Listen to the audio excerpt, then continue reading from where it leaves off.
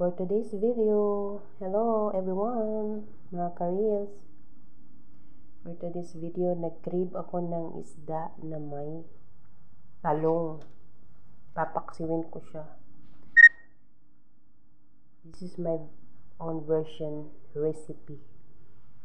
Ayan, gusto ko talaga kumain ngayon ng paksiw na isda na may talong. So ayan, nilinis ko yung isda. Ayan, tapos nilagay ko na rin yung talong. Tapos lagyan na rin natin ng sibuyas. Since wala akong ngayon, sibuyas na pula, white ang ginamit ko. Pero mas masarap talaga yung yung pula na sibuyas. So wala naman akong sibuyas ngayon. Medyo ngayon ang sibuyas dito. Yan, tapos lagay natin yung wala akong sili na malaki, ito lang ang mayroon, so ito na lang nilagay ko. Ayan, lagyan ko na rin ng buong bawang. So ayan, lagyan ko na rin ng ayan, asin, tamang timpla lang, at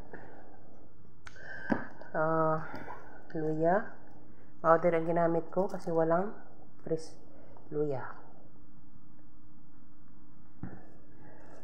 And suka. Lagay tayo suka.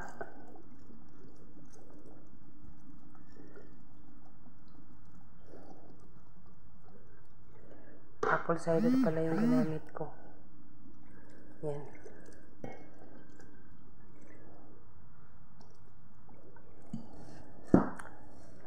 Maglagay din ako ng konting mantika para medyo may lasa siya.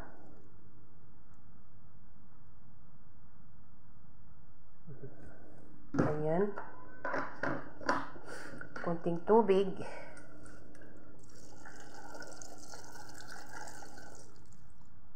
Ayan, at ating isalang.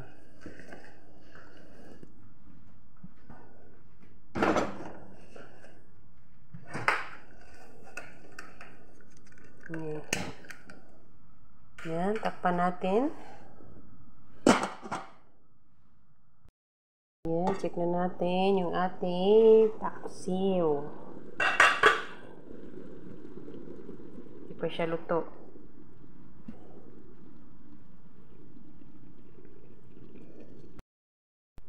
So, ayan, luto na ating paksiw. Ay!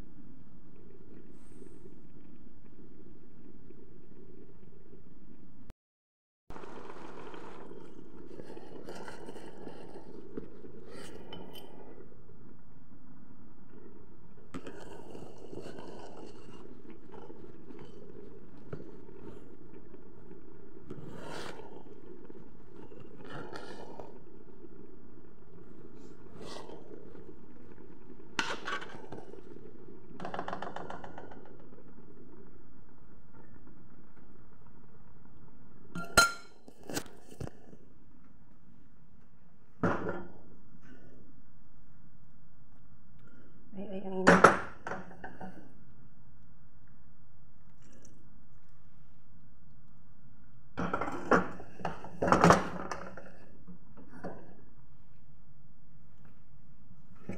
So, ayan, tara. Simugan na.